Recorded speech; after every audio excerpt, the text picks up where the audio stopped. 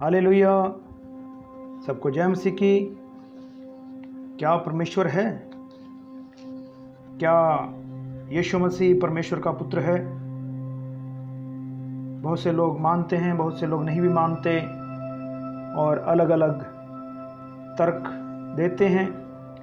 हमारे लिए ये निर्णायक रूप से ये जानना कि क्या परमेश्वर का अस्तित्व है और वह किस प्रकार का है, तब तक असंभव है जब तक परमेश्वर स्वयं पहल नहीं करता और अपने आप को प्रकट नहीं करता।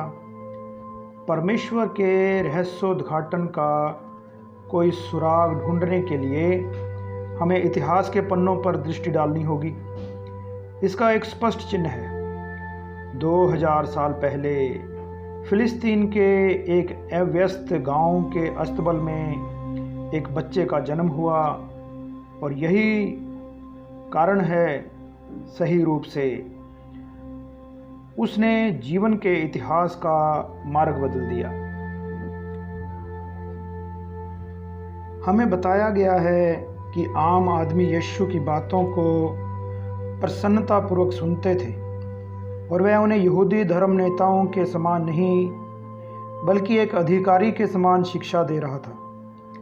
मगर जल्द ही यह स्पष्ट हो गया कि वह अपने बारे में बहुत ही चौंकाने वाला और चमत्कारिक बयान दे रहा था। उसने अपने आप को विलक्षण शिक्षक और पैगंबर से ज़्यादा महान बताया। उसने साफ शब्दों में कहा कि वह परमेश्वर है। उसने अपनी शिक्षा में अपनी पहचान का मुद्दा बनाया। अपने अनुयायियों से यीशु ने सबसे महत्वपूर्ण प्रश्न पूछा, और तुम क्या कहते हो कि मैं कौन हूं? तब शमौन पतरस ने उत्तर दिया कि तू जीवते परमेश्वर का पुत्र मसीह है। यह सुनकर यीशु मसीह हैरान नहीं हुआ और ना ही उसने पतरस को डांटा। इसके विपरीत यीशु ने उसकी तारीफ की। यीशु मसीह अक्सर हे मेरे पिता कहकर परमेश्वर को संबोधित करते थे और उनके सुनने वालों पर उनके शब्दों का पूरा प्रभाव पड़ता था। हमें बताया गया है इस कारण यहूदी और भी अधिक उसको मार डालने का प्रयत्न करने लगे, क्योंकि वह न केवल सबत विश्राम दिन के विधि को तोड़ता था परंतु परमेश्वर को अपना पिता कहकर अपने आप को परमेश्वर के तुल्य ठहराता था। एक दूसरे अवसर पर उन्होंने कहा, मैं और पिता एक हैं। उसी समय यहूदियों ने उसे पत्थर मारना चाहा। यीशु मसीह ने उनसे पूछा कि उसके किस अच्छे काम के लिए वे उसे यीशु को पत्थर मारने के लिए प्रेरित हुए। उन लोगों ने उत्तर दिया, भले काम के लिए हम तुझे पत्थरवा नहीं करते, परंतु परमेश्वर की निंदा के कारण और इसलिए कि तू मनुष्य होकर अपने आप को परमेश्वर बनाता है। यीशु ने स्पष्ट रूप से उन शक्तियों का दावा किया जो केवल परमेश्वर के पास है। जब एक लकवा मारा हुआ व्यक्ति छत से उतारा गया ताकि वह यीशु के द्वारा चंगा हो सके, यीशु ने कहा, पुत्र तुम्हारे पापों से तुम्हें क्षमा कर दिया गया है। यह सुनकर धर्मशास्त्रियों ने तुरंत प्रतिक्रिया व्यक्त की कि यह व्यक्ति इस तरह की बातें क्यों कर रहा है? वह परमेश्वर का अपमान कर रहा है। परमेश्वर के सिवा कौन पापों को क्षमा कर सकता है? तब यीशु ने उनसे कहा, सहज क्या है इस लकवे के रोगी से यह कहना कि तुम्हारे पाप क्षमा हो गए, या उठो और चलो। यीशु ने आगे बोला, जिससे तुम जान लो कि मुझे पृथ्वी पर पाप क्षमा करने का अधिकार है। उसने उस लकवे के रोगी से कहा, मैं तुझसे कहता हूँ, उठ, अपनी खाट उठा और चल फिर और घर चला जा। वह उठा और तुरंत खाट उठाकर सबके सामने से निकल कर चला गया। इस पर सब चकित हुए। यीशु ने इस तरह के बयान भी दिए, मैं इसलिए आया कि वे जीवन पाएं और बहुतायत से पाएं, और जगत की ज्योति मैं हूँ। और उसने कई बार ये कहा कि जो कोई उस पर विश्वास करेगा, यीशु उन्हें अनंत जीवन देगा और उस पर दंड की आज्ञा नहीं होगी, परंतु वह मृत्यु से पार होकर जीवन में प्रवेश कर चुका है और मैं उन्हें अनंत जीवन देता हूँ। वे कभी नष्ट ना होंगे। उन महत्वपूर्ण क्षणों में जब यीशु की जिंदगी दांव पर लगी थी, इस तरह के दावा करने के लिए महायाजक ने उससे सीधा सवाल किया, क्या तू उस परम धन्य का पुत्र मसीह है? हाँ मैं हूँ, यीशु ने कहा, और तुम मनुष्य के पुत्र को सर्वशक्तिमान की दाहिनी ओर बैठे और आकाश के बादलों के साथ आते देखोगे। तब महायाजक ने अपने वस्त्र फाड़ कर कहा, अब हमें गवाहों का और क्या प्रयोजन? तुमने ये अपमानपूर्ण बातें कहते इसे सुना। यीशु मसीह का परमेश्वर से संबंध इतना गहरा था कि उसने एक मनुष्य के उसके प्रति मनोभावों को और परमेश्वर के प्रति उनके मनोभावों को एक बराबर बताया। अतः उसे जानना प्रभु को जानना था, उसे देखना प्रभु को देखना था, उस पर विश्वास करना प्रभु पर विश्वास करना था, उसे ग्रहण करना प्रभु को ग्रहण करना था, उससे बैर करना प्रभु से बैर करना था, उसका आदर करना प्रभु का आदर करना था। अब प्रश्न ये उठता है, क्या यीशु मसीह सच बोल रहा था? हो सकता है यीशु ने झूठ बोला जब उन्होंने अपने को परमेश्वर कहा। हो सकता है कि वह जानते थे कि वह परमेश्वर नहीं है और जानबूझकर उन्होंने अपने सुनने वालों को धोखा दिया ताकि अपने शिक्षण को वह एक अधिकार दे सकें। कुछ लोग ऐसा सोचते हैं, परंतु इस तर्क में एक समस्या है। जो लोग उसका दैव्य होने का इनकार करते हैं, वो तक इस बात को मानते हैं कि यीशु एक महान नैतिक शिक्षक थे, लेकिन वे इस बात को समझने में असफल रहते हैं कि दोनों बयान परस्पर विरोधी हैं। यीशु मसीह महान नैतिक शिक्षक कैसे होते अगर उनकी शिक्षाओं के सबसे महत्वपूर्ण विषय, उनकी पहचान के बारे में वह जानबूझकर झूठ बोलते? जब हम यीशु मसीह के दावों को देखते हैं तो केवल 4 संभावनाएं दिखाई देती हैं। या तो वह झूठे हैं, या मानसिक रूप से बीमार हैं, वह एक दिव्य चरित्र हैं, या फिर सत्य हैं। दूसरी संभावना ये है कि यीशु मसीह ईमानदार थे पर स्वयं को धोखा दे रहे थे। आजकल उस व्यक्ति को जो कि ये सोचता है कि वह भगवान है, परमेश्वर है, एक नाम से बुलाया जाता है, मानसिक रूप से विकलांग। पर जब हम यीशु मसीह के जीवन की ओर देखते हैं तो हमें अपसामान्यता और असंतुलन का, जो कि एक मानसिक रोगी में होता है, कोई प्रमाण नहीं मिलता, बल्कि हमें यीशु में गहरे दबाव के समय भी असीम धैर्य दिखाई देता है।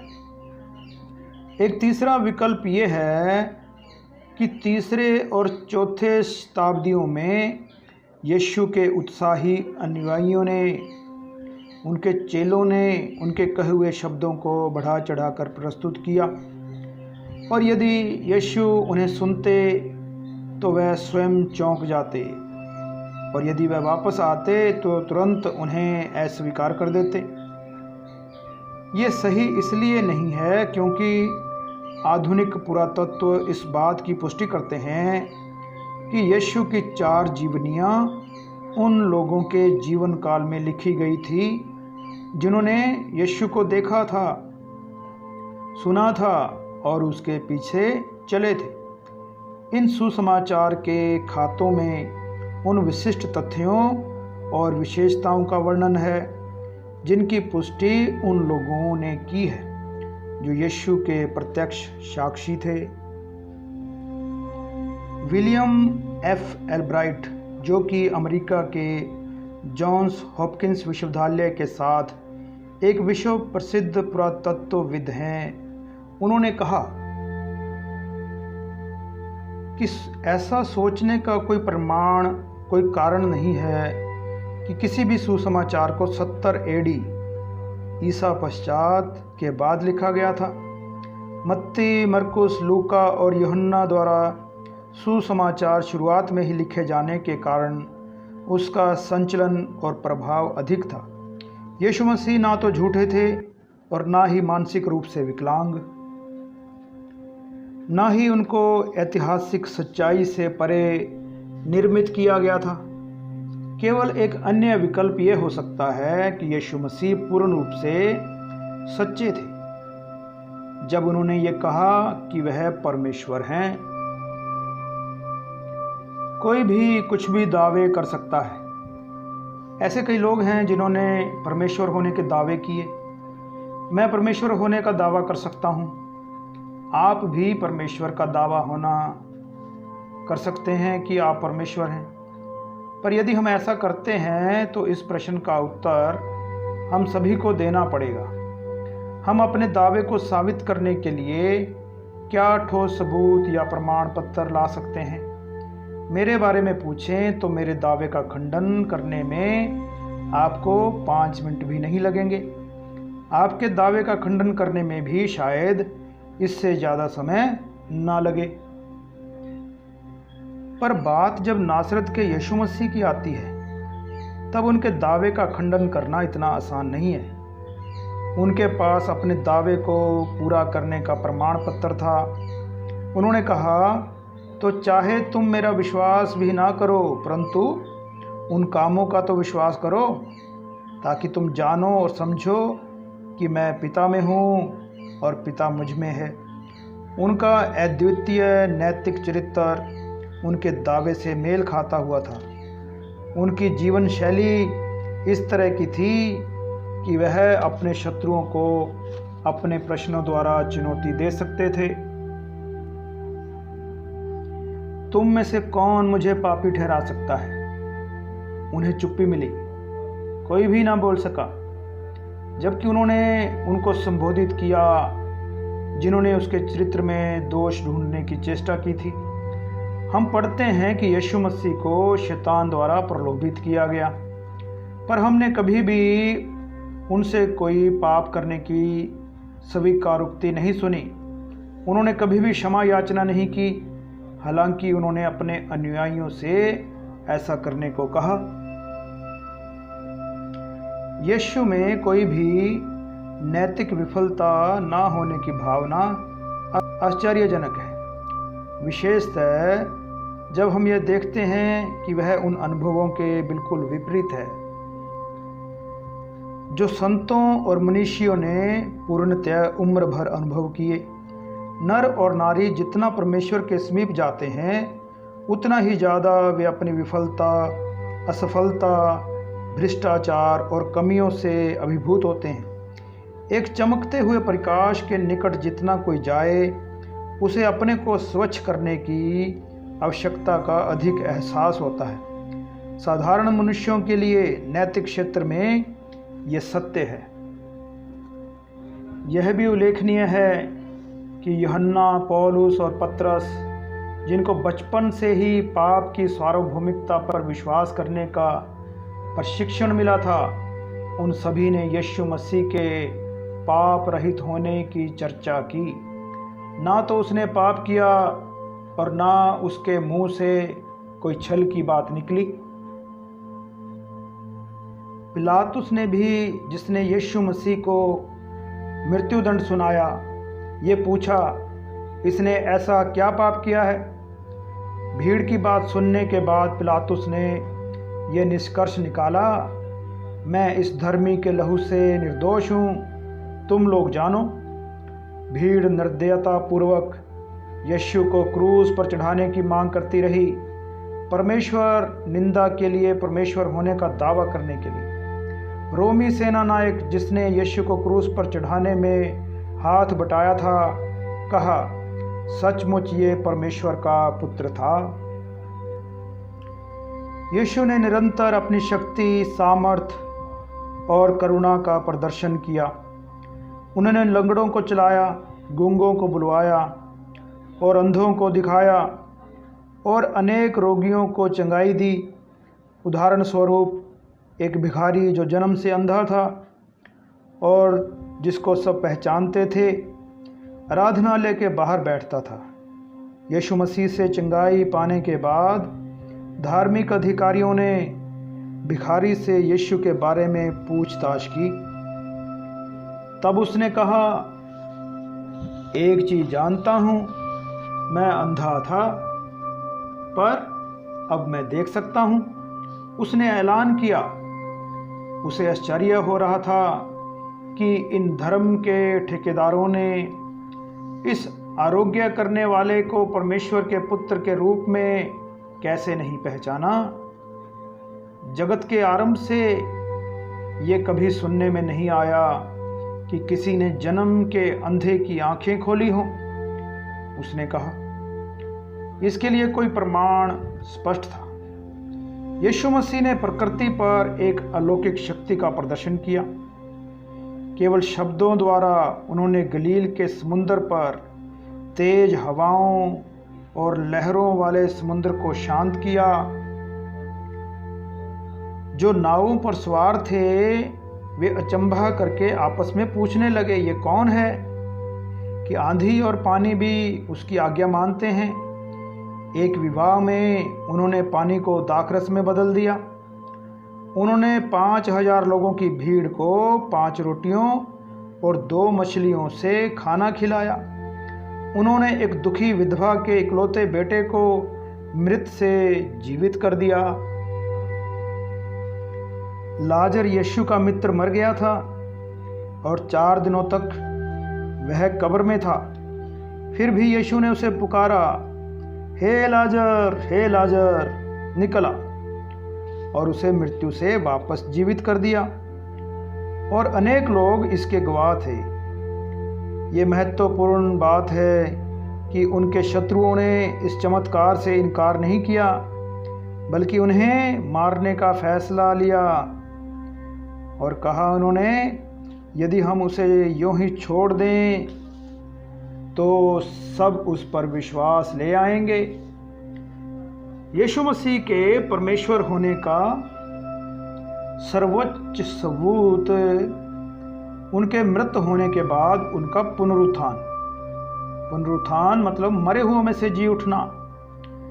अपने जीवन काल में 5 बार यीशु ने स्पष्ट रूप से भविष्यवाणी की कि किस विशिष्ट तरीके से उन्हें मारा जाएगा, और इस बात की पुष्टि की कि 3 दिन बाद वह मृत शरीर छोड़कर फिर जीवित हो जाएंगे।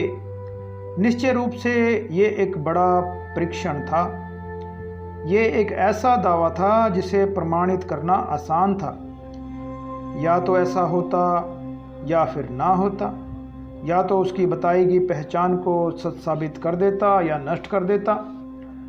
और आपके और मेरे लिए जो महत्वपूर्ण बात है वो ये है, यीशु के पुनरुत्थान से या तो इन बातों की पुष्टि होती या ये बयान मजाक बन जाते। मार्ग और सच्चाई और जीवन मैं ही हूँ। बिना मेरे द्वारा कोई पिता के पास नहीं पहुँच सकता। जगत की ज्योति मैं हूँ। जो मेरे पीछे हो लेगा वह अंधकार में ना चलेगा परंतु जीवन की ज्योति पाएगा। और जो मुझ पर विश्वास करेगा मैं उन्हें अनंत जीवन देता हूँ। तो इस प्रकार अपने ही शब्दों में उन्होंने ये प्रमाण दिया, मनुष्य का पुत्र मनुष्यों के हाथों में पकड़वाया जाएगा और वे उसे मार डालेंगे और वह मरने के 3 दिन बाद जी उठेगा। अगर यीशु मरे हुओं में से जीवित हुए तो जो कुछ उन्होंने कहा कि वह हमें प्रदान करते हैं, वह उसे पूरा कर सकते हैं। इसका अर्थ यह हुआ कि वह निसंदेह पापों को क्षमा कर सकते हैं, हमें अनंत जीवन दे सकते हैं और इस जीवन में हमारा मार्गदर्शन कर सकते हैं। वह परमेश्वर हैं, इसलिए हम जान गए हैं कि परमेश्वर कैसा है और हम उसके निमंत्रण को स्वीकार कर सकते हैं, उन्हें व्यक्तिगत रूप से और हमारे लिए उनके प्रेम को जानने के लिए। कहना आसान होता है, दावे कोई भी कर सकता है, पर बात जब नासरत के यीशु मसीह की आती है, उसके पास अपने दावे का समर्थन करने के पूरे प्रमाण थे। दूसरी ओर अगर यीशु मसीह मरे हुओं में से नहीं जी उठे तो मसीहियत की कोई वैधता या वास्तविकता नहीं है। इसका मतलब यह सब झूठ है और यीशु केवल एक आम आदमी थे जो कि मर चुका है, और वे लोग जो मसीह के लिए शहीद हुए और समकालीन धर्म प्रचारक जिन्होंने उनका संदेश दूसरों को देने में अपने प्राण तक गंवा दिए, वे सिर्फ महामूर्ख ही थे। आइए यीशु मसीह के पुनरुत्थान के प्रमाणों पर एक नज़र डालें। यीशु ने जितने भी चमत्कारों का प्रदर्शन किया, उन्हें देखकर यह कहा जा सकता है कि वह आसानी से क्रूस से अपने आप को बचा सकते थे, पर उन्होंने ऐसा करना नहीं चुना। बंदी बनने से पहले यीशु ने कहा, कोई मुझसे मेरा प्राण नहीं छीन सकता, मैं स्वयं उसे अर्पित करता हूँ। मुझे अपना प्राण अर्पित करने और उसे फिर प्राप्त करने का अधिकार है। उसे बंदी बनाते समय यीशु के मित्र पतरस ने उन्हें बचाने की चेष्टा की, परंतु यीशु ने पतरस से कहा, अपनी तलवार म्यान में रख ले। क्या तू नहीं जानता कि मैं अपने पिता से विनती कर सकता हूँ और वह स्वर्गदूतों की 12 पलटन से अधिक मेरे पास अभी उपस्थित कर देगा। स्वर्ग और पृथ्वी दोनों में उनके पास इस प्रकार की शक्ति थी। यीशु मसीह ने अपनी इच्छा से अपनी मृत्यु को स्वीकार किया। यीशु की मृत्यु भीड़ के सामने उन्हें क्रूस पर चढ़ाकर की गई थी, कोई चोरी छुपे से नहीं। ये रोमन सरकार का कई शताब्दियों से चला आ रहा यातना देकर मृत्यु देने का एक आम तरीका था। यीशु ने कहा कि ये हमारे पापों का भुगतान करने के लिए था। यीशु के विरुद्ध आरोप परमेश्वर निंदा ईश निंदा का था। यीशु को अनेक रस्सियों से बने मोटे कोड़े से मारा गया, जिसमें धातु और हड्डी के खंडित टुकड़े थे। उनका ठट्ठा उड़ाने के लिए लंबे कांटों से बनाया गया मुकुट उसके सिर पर रखा गया। उन्होंने यीशु मसीह को यरूशलेम के बाहर उस प्राण दंड के पहाड़ पर पैदल चलकर जाने के लिए मजबूर किया, जहां उन्हें एक लकड़ी के क्रूस पर लटकाया गया और उसके पैरों और हाथों को क्रूस पर कीलों से ठोक दिया गया जब तक वह मर नहीं गए। उस क्रूस पर लटके रहे, ये जानने के लिए कि वह मर चुके हैं या नहीं। उनके पंजर को बर्छे से बेधा गया।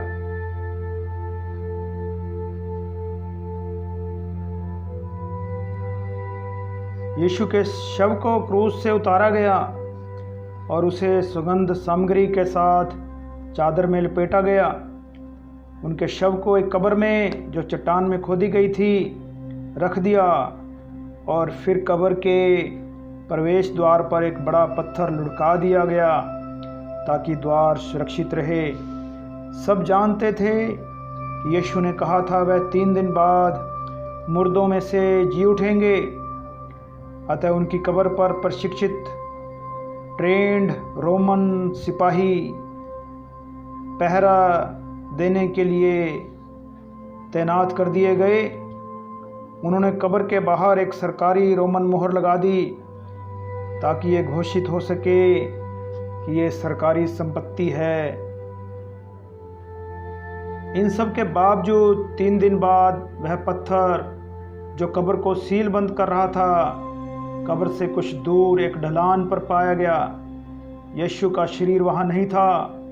कब्र में केवल चादर पड़ी थी, बिना शव के। इस बात पर ध्यान देना आवश्यक है कि यीशु के आलोचक और अनुयायी दोनों मानते हैं कि कब्र खाली थी, उनका शरीर गायब था। शुरुआत में इस स्पष्टीकरण को परिचालित किया जा रहा था कि जब पहरेदार सो रहे थे तब उनके शिष्यों ने उसका शरीर चुरा लिया था, पर यह तथ्यहीन लगता है क्योंकि रोमन सेना के ट्रेंड सिपाही इस प्रकार पहरा दे रहे थे। पहरा के समय सो जाना मृत्यु दंड के अपराध से कम नहीं था। इसके अलावा प्रत्येक शिष्य को अकेला करके और विभिन्न भौगोलिक स्थानों में यातना दी गई और शहीद किया गया, इस दावे के लिए कि यीशु जीवित थे और मरे हुओं में से जी उठे थे, पर वे अपने दावों से नहीं पलटे। कोई भी इंसान उस सच्चाई के लिए मरने के लिए तैयार होता है जिसको वह सच मानता है, चाहे वास्तव में झूठ हो, परंतु वह उस बात के लिए नहीं मरना चाहता जो वह जानता है कि झूठ है। यदि कोई ऐसा समय है जब एक इंसान सत्य बोलता है तो वह उसकी मृत्यु के निकटता का समय होता है। हर शिष्य अंत तक यीशु के जी उठने का प्रचार करता रहा। हो सकता है कि प्राधिकारियों ने यीशु के शरीर को वहाँ से हटा दिया हो, पर यह भी एक कमज़ोर संभावना है। उन्होंने यीशु को क्रूस पर चढ़ाया ताकि वे लोगों को उन पर विश्वास करने से रोक सकें।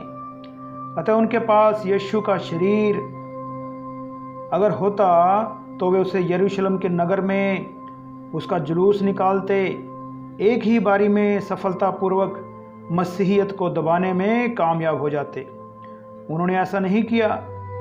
ये इस बात की महान गवाही देता है कि उनके पास यीशु का मृत शरीर नहीं था।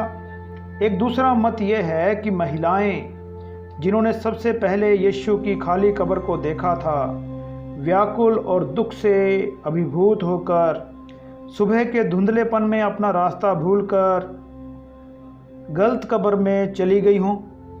अपनी पीड़ा में उन्होंने कल्पना कर ली कि यीशु पुनः जीवित हो गए हैं क्योंकि कब्र खाली थी। पर इस बात में भी संदेह है, क्योंकि यदि औरतें गलत कब्र में चली गई तो महायाजकों और धर्म के दूसरे दुश्मनों ने सही कब्र पर जाकर यीशु का शरीर क्यों नहीं दिखाया। एक अन्य संभावना कुछ लोगों के अनुसार बेहोशी का सिद्धांत है। इस सिद्धांत के अनुसार यीशु वास्तव में मरे ही नहीं, उन्हें भूल से मृत माना गया था और वास्तव में थकान, दर्द और खून की कमी के कारण वह बेहोश हो गए थे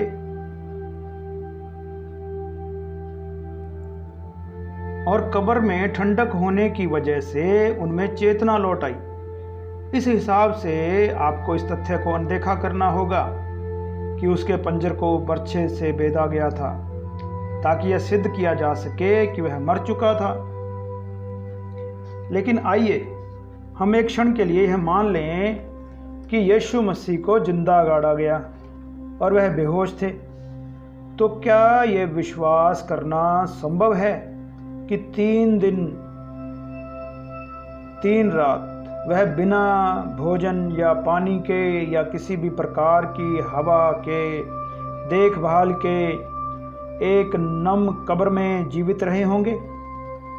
क्या उनमें इतनी ताकत थी कि वह अपने आप को कब्र के कपड़ों से बाहर निकालें, भारी पत्थर को कब्र के मुंह से हटाएं, रोमन पहरेदारों को लड़कर हरा दें और मीलों तक उन्हीं पैरों से चलकर जाएं जिनको कि कीलों से बेधा गया था? इसका कोई तुक नहीं बनता। तो भी केवल खाली कब्र ने अनुयायियों को यह विश्वास दिलाया कि यीशु वास्तव में परमेश्वर थे। केवल खाली कब्र ने उन्हें विश्वास नहीं दिलाया कि यीशु वास्तव में मरे हुओं में से जीवित हुए या वह जीवित थे और वह परमेश्वर थे। इन सब बातों ने भी उन्हें विश्वास दिलाया। यीशु कई बार दिखाई दिए जीवित हाड़ मांस के व्यक्ति के रूप में, और उन्होंने उनके साथ खाना खाया, उनसे बातें की, विभिन्न स्थानों, विभिन्न समय, विभिन्न प्रकार के लोगों के साथ उन्होंने बात की। लूका ने यीशु के बारे में कहा, उसने अपने बहुत से प्रमाणों से, बल्कि ठोस प्रमाणों के साथ उनके सामने प्रकट किया कि वह जीवित हैं। वह 40 दिनों तक उनके सामने प्रकट होता रहा तथा परमेश्वर के राज्य के विषय में उन्हें बताता रहा। सुसमाचार के चारों लेखक ये बताते हैं कि यीशु को गाड़ने के बाद वह शारीरिक रूप से उन्हें दिखाई पड़े। एक बार जब वह शिष्यों को दिखाई दिए तो थोमा वहाँ नहीं था। जब दूसरे शिष्यों ने थोमा को उनके बारे में बताया तो थोमा ने विश्वास नहीं किया। उसने सीधा सीधा बोला, जब तक मैं उसके हाथों के कीलों के छेद न देख लूं और कीलों के छेदों में अपनी उंगलियां न डाल लूं और उसके पंजर में अपना हाथ ना डाल लूं, तब तक मुझे विश्वास ना होगा। 1 सप्ताह बाद यीशु ने फिर दिखाई दिए। उस समय थोमा भी उनके साथ था। यीशु ने थोमा से कहा, अपनी उंगली डाल और मेरे हाथों को देख, अपने हाथ लाकर मेरे पंजर में डाल, संदेह करना छोड़ और विश्वास कर। यह सुनकर थोमा ने जवाब दिया, हे मेरे प्रभु, हे मेरे परमेश्वर। यीशु ने उससे कहा, तूने मुझे देखकर मुझसे विश्वास किया है। वे लोग धन्य हैं जिन्होंने बिना देखे विश्वास किया।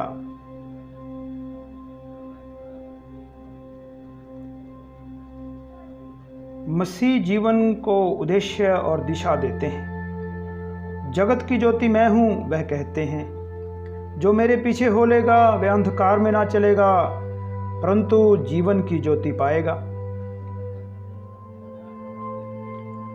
कई लोग सामान्य रूप से जीवन के उद्देश्य और विशेष रूप से अपने स्वयं के जीवन के बारे में अंधेरे में हैं। ऐसा महसूस होता है जैसे कि वो अपने जीवन में बत्ती जलाने वाला स्विच खोज रहे हैं।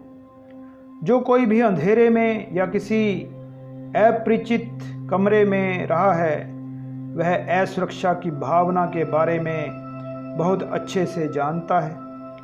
लेकिन जब बत्ती जलती है तो एक सुरक्षा की भावना होती है। ठीक ऐसे ही महसूस होता है जब हम अंधेरे से यीशु मसीह की ज्योति में कदम रखते हैं। हमारे समय की सबसे नाजुक समस्या खालीपन है। हम सोचते हैं हमारे अनुभव, हमारा ज्ञान, रिश्ते, पैसा, सफलता, कामयाबी, प्रसिद्धि हमें आनंद प्रदान करेंगे जिसकी हमें खोज है, पर हमेशा एक खालीपन रह जाता है। यह सब पूरी तरह से संतुष्ट नहीं करती। हम परमेश्वर के लिए बनाए गए हैं और हमें तृप्ति केवल उन्हीं से प्राप्त होगी। यीशु ने कहा, जीवन की रोटी मैं हूँ। जो मेरे पास आता है वह कभी भूखा ना होगा और जो मुझ पर विश्वास करता है वह कभी प्यासा ना होगा।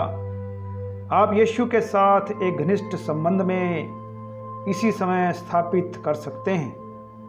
आप पृथ्वी पर इस जीवन में परमेश्वर को व्यक्तिगत रूप से जान सकते हैं और मरने के बाद अनंत काल में यहाँ परमेश्वर का वादा है जो उसने हमसे किया, क्योंकि परमेश्वर ने जगत से ऐसा प्रेम रखा कि उसने अपना इकलौता पुत्र दे दिया ताकि जो कोई उस पर विश्वास करे उसका नाश ना हो परंतु वह अनंत जीवन पाए।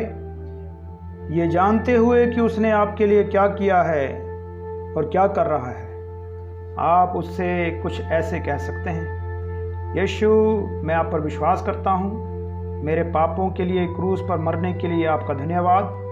मैं चाहता हूँ आप मुझे क्षमा करें और अभी इसी समय मेरे जीवन में आप आइए। मैं आपको जानना चाहता हूँ और आपके पीछे चलना चाहता हूँ। मेरे जीवन में आने के लिए और मेरे साथ इसी समय एक रिश्ता बनाने के लिए आपका धन्यवाद। Hallelujah, hallelujah.